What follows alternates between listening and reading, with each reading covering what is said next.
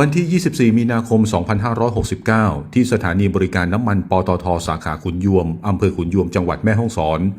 นายวิบูลย์แววบัณฑิตผู้ว่าราชการจังหวัดแม่ฮ่องสอน พร้อมด้วยหัวหน้าส่วนราชการที่เกี่ยวข้อง ลงพื้นที่อำเภอขุนยวม ติดตามสถานการณ์น้ำมันและสถานการณ์การจำหน่ายสินค้าอุปโภคบริโภค เพื่อติดตามสถานการณ์การจำหน่ายน้ำมันเชื้อเพลิง สำรวจสต็อกน้ำมัน และป้องปรามการกักตุนน้ำมัน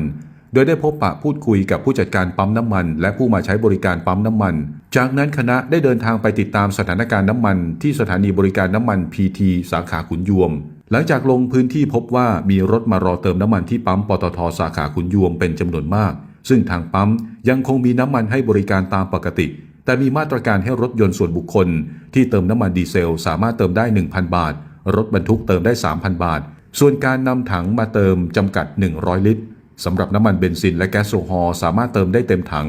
ส่วนการนำถังมาเติมจำกัด 400 ลิตร